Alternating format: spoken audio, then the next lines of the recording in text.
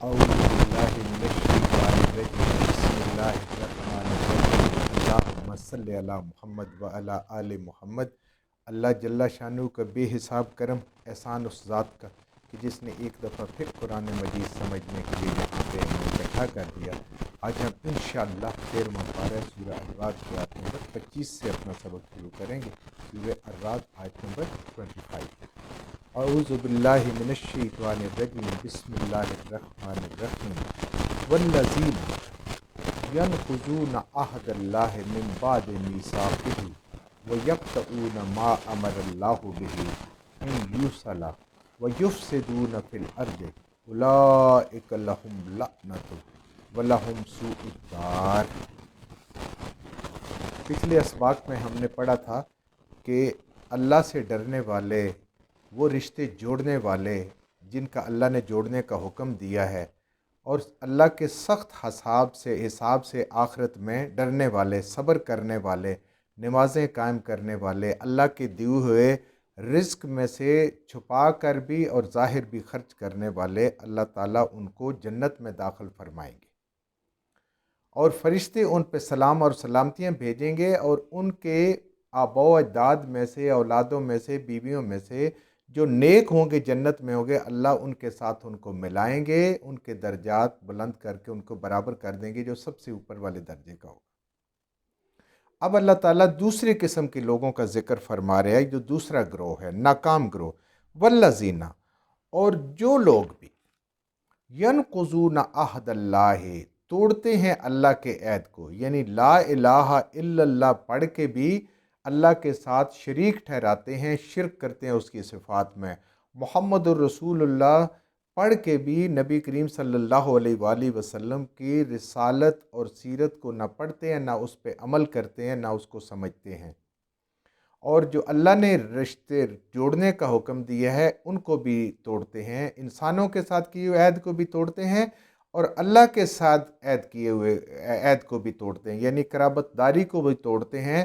تو ان لوگوں کا ذکر ہو رہا ہے من بعد میثاق ہی، اس سے پہلے، اس کے بعد کہ انہوں نے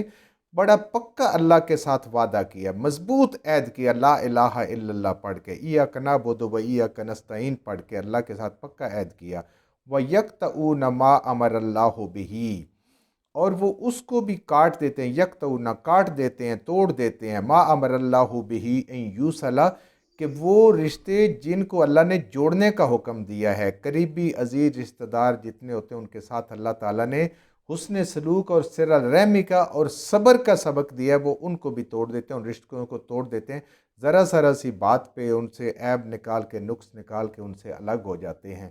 ان کی پرانی کی ہوئی باتوں کو، غلطیوں کو یاد کر کے بھلاتے نہیں ہیں، معاف نہیں کرتے، اور ان سے رشتے توڑ دیتے ہیں۔ یفسدون فی الارض، یہ زمین میں جو اللہ کے نافرمان لوگ ہیں، یہ زمین میں فساد پھیلانے والے لوگ ہیں۔ جہاں بھی زمین میں اللہ کا قانون ٹوٹتا ہے، اللہ کی نافرمانی ہوتی ہے، وہ فساد ہے، اور جہاں اللہ کی فرما برداری ہو رہی تھے، قرآن کی تعلیمات پہ، نبی کریم صلی اللہ علیہ وسلم کی سیرت پہ عمل ہو رہا ہوتا ہے،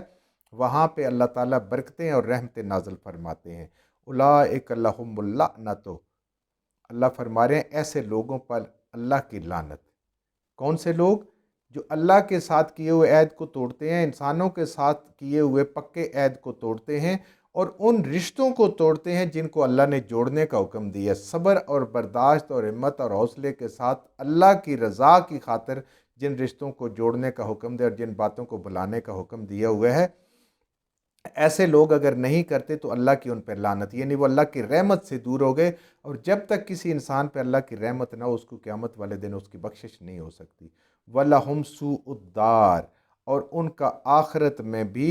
بدترین گھر ہے، یعنی جو کسی کی دنیا بگاڑتا ہے، اللہ تعالیٰ فرما رہے ہیں ہم اس کی آخرت بگاڑ دیں گے۔ جو دنیا میں غیبتیں کرتا ہے، جھوٹ بولتا ہے، جو دنیا میں کسی کی زندگی کو بگاڑتا ہے، دنیا کو بگاڑتا ہے، اللہ تعالیٰ اس کی آخرت بگاڑ دیتے ہیں۔ تو آخرت میں اس کا بدترین ٹھکانہ ہے، برا ٹھکانہ ہے۔ اللہ یبسط الرزق لمن یشاء ویقدر،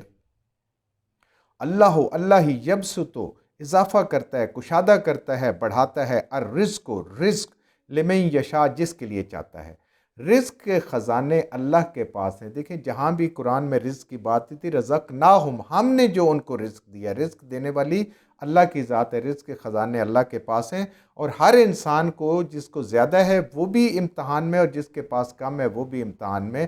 اللہ کی حکمت ہے۔ اللہ فرماتے ہیں کہ ہم جس کا چاہتے ہیں رزق بڑھا دیتے ہیں، کشادہ کر دیتے ہیں، جتنا چاہتے ہیں وہ یک درو، اور جس کا چاہتے ہیں اس کو حساب کتاب کا دیتے ہیں،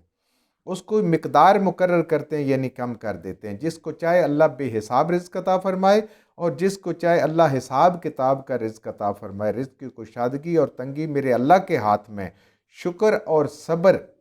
یعنی زیادہ والا شکر کرے اور کم والا صبر کرے، یہی اللہ کا امتحان ہے، اور اسی میں یہی حکمت ہے کہ کیا کم والا اللہ کی رضا پہ راضی ہے، کیا زیادہ والا اللہ کا شکر گزار بندہ ہے، یا وہ اپنے ہی صلاحیتوں پہ بھروسہ کرتا ہے اور ان اسباب پہ گم ہو جاتا ہے جن سے وہ رزق آ رہا ہوتا ہے۔ وَفَرِحُوا، اور جو کوئی بھی فخر کرے، خوش ہو، تکبر کرے، بڑا پن اس کے اندر آ جائے، بالحیات الدنیا، اس دنیا کی زندگی میں۔ جب انسان کو رزق زیادہ ملتا ہے تو یہ بہت زیادہ امکان اس چیز کا ہوتا ہے کہ انسان کے اوپر تکبر آ جائے، انسان اپنے آپ کو کچھ سمجھنا شروع کر دے، بھئی میرے پاس تو بہت کچھ ہے، میں کسی کی ضرورت پوری کر سکتا ہوں، مجھے کسی کی ضرورت نہیں ہے، جبکہ انسان کی زندگی ہر انسان دوسرے کے ساتھ جڑی ہوتی ہے۔ اللہ فرماتے ہیں کہ جو اپنی اس دنیا کی زندگی میں تکبر کا شکار ہو گیا، بڑے پن کا شکار ہو گیا، اپنے آپ کو کچھ سمجھنا شروع کر دیا، اپنی صلاحیتوں کو، اپنی مال کو کچھ سمجھنا شروع کر دیا، اللہ فرماتے ہیں اے انسان تو سن لے، وَمَا الْحَيَاةُ الدُّنْيَا فِي الْآخِرَةِ إِلَّا مَتَاعٌ، اور نہیں ہے یہ دنیا کی زندگانی آخرت کے مقابلے میں بغیر بہت تھوڑی۔ یعنی دنیا میں امیر ہوتا ہوا بھی، امیر ترین انسان بھی ہو تو آخرت کے مقابلے میں اس کے پاس کچھ بھی نہیں۔ دنیا میں انسان کو جو بھی مل جائے وہ دائمی نہیں ہے، یہ وقتی ہے، موت کے ساتھ تو ختم ہو جائے گا نا۔ آخرت کی ہر نعمت اللہ پاک کی دی ہوئی وہ دائمی ہمیشہ رہنے والی ہے، اور آخرت کے مقابلے میں دنیا بے وقت ہے۔ اللہ فرما رہے ہیں کہ جس کے پیچھے تم بھاگ رہے ہو یہ کم تر ہے، یہ تھوڑی ہے۔ ہماری کوشش دنیا کے لیے اتنی ہونی چاہیے جتنی ہماری ضرورت ہے، اصل کوشش آخرت کے لیے ہونی چاہیے۔ جو اللہ فرما رہے ہیں کہ جو فائدے کے حساب سے بھی اگر دیکھا جائے تو دنیا کی زندگی بمقابلہ آخرت کی زندگی فائدے میں بہت کم ہے۔ انسان کی ہر خواہش بھی پوری ہو جائے، ہر ضرورت بھی پوری ہو جائے، اس سے بہت بڑھ کے بھی اس کے پاس ہو، پھر بھی اللہ فرماتے ہیں، دیکھیں پیچھے ہم نے پڑھا تھا نا اپنے سبقوں میں، کہ اگر اس زمین کی ساری دولت ایک شخص کو مل جائے، ویسے تو ہمارے پاس کچھ بھی نہیں ہوتی پھر بھی انسان اکڑتا رہتا ہے، اور اس سے زیادہ بھی ہو جائے، دگنی بھی دے دے، تو آخرت میں فدیے کے طور پہ قبول نہیں ہوگی، تو پھر دنیا کی کوئی حیثیت تو نہیں ہے نا۔ آخرت کی ہر نعمت کی بہت بڑی حیثیت ہے، اصل چیز آخرت ہے، دنیا کچھ بھی نہیں۔ آخرت حقیقت ہے اور دنیا دھوکہ ہے، اور دھوکہ پھر انسان جب اس دھوکے میں گم ہو جاتا ہے، اسباب میں گم ہو جاتا ہے، آخرت کو بھول جاتا ہے۔ وَيَقُولُ الَّذِينَ كَفَرُوا، اور کہتے ہیں وہ لوگ جو کافر ہیں، جو منکر ہیں، یعنی مکہ والے کہتے ہیں، لولا انزل علیہم آیات من ربہ، کہ کیوں نہیں اے محمد رسول اللہ صلی اللہ علیہ وآلہ وسلم آپ پر اللہ کی طرف سے وہ معجزات نازل ہوئے جن کی ہم فرمائش کر رہے ہیں، ہماری فرمائش کے مطابق آپ پہ معجزات کیوں نہیں آپ نے دکھائے، کیوں نہیں اللہ نے آپ کو دیے؟ قل، اے میرے حبیب صلی اللہ علیہ وسلم آپ فرما دیں، ان اللہ یضل من یشاء ویہدی الیہ من اناب، آپ فرما دیں کہ بے شک جس کو چاہتا ہے اللہ بھٹکا دیتا ہے۔ وہ معجزات کو دیکھتے ہوئے بھی، قرآن سب سے بڑا معجزہ اور چیلنج تھا ان لوگوں کے لیے، چاند کے دو ٹکڑے ہونا، پھر سورہ یوسف ہم نے پیچھے پڑھی ہے، اس کے اندر اس کا سارے کا سارا قصہ نبی کریم صلی اللہ علیہ وسلم کے بیان کر دینا، یہ سارے ان کے منہ مانگے معجزات میں سے تھے۔ تو اللہ فرماتے ہیں کہ ان اللہ یضل من یشاء، جس کو چاہے اللہ تعالیٰ بھٹکا دے، یعنی جو بھٹکنا چاہتا ہے اللہ اس کو بھٹکنے کے لیے چھوڑ دیتے ہیں، جو ہدایت لینا چاہتا ہے اللہ اس کو ہدایت دیتے ہیں۔ وَيَهْدِي إِلَيْهِ، اور ہدایت دیتا ہے اپنی طرف، اپنی معرفت نصیب فرماتا ہے، اپنا تعارف نصیب فرماتا ہے، اپنا قرب نصیب فرماتا ہے، من اناب، جو بار بار میرے رب کی طرف رجوع کرتا ہے، اللہ کی طرف بار بار رجوع کرنے والا، ہر قدم قدم پہ توبہ استغفار کرنے والا، اللہ سے بھلائیاں مانگنے والا، نیکیاں مانگنے والا، اللہ تعالیٰ اس کو ہدایت دیتے ہیں۔ کیوں؟ ہدایت صرف میرے رب کے پاس ہے، اور اللہ تعالیٰ اس کو ضرور عطا فرماتے ہیں جو اپنے رب سے بار بار رجوع کرتا ہے عاجزی کے ساتھ، اور جو ایک نشانی سے، ایک معجزے سے دوسرے معجزے تک تکبر اختیار کرتا جاتا ہے، اللہ تعالیٰ اس کو ہدایت نہیں، جو گمراہ ہونا چاہتا ہے اللہ اس کو گمراہ ہونے دیتے ہیں، اور جو ہدایت لینا چاہتا ہے اللہ اس کو ہدایت نصیب فرماتے ہیں۔ یادی الیہ من اناب، جو بار بار اپنے رب سے مانگتا ہے ہدایت کے خزانے۔ الذین، جو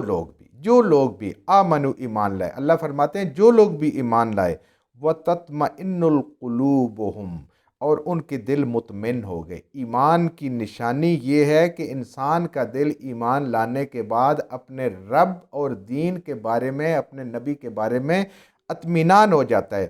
یعنی ایسے انسان کو دل کی نرمی نصیب ہوتی ہے جو ایمان لے کے آتا ہے۔ یہ ایمان کی نشانی ہے۔ اگر انسان کے دل میں سختی ہے تو پھر انسان کو اپنے ایمان کی خیر منانی چاہیے۔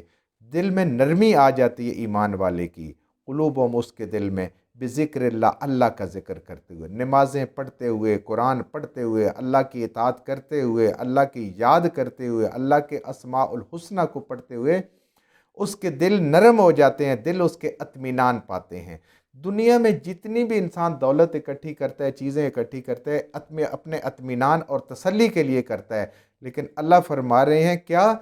الا بذکر اللہ تطمئن القلوب۔ اے انسان، تجھے سمجھ جانی چاہیے، تجھے پتہ ہونا چاہیے کہ اگر تم دل کا اطمینان چاہتے ہو، اپنے ذہن کا اور قلب کا اطمینان چاہتے ہو، تو اللہ کو یاد کیا کرو۔ اللہ کے ذکر میں اطمینان قلب ہے، اللہ کے ذکر میں سکون ہے۔ آج سکون کے لیے انسان مارا مارا پھر رہا ہے، دنیا کے کونے کونے میں پھر رہا ہے، وہ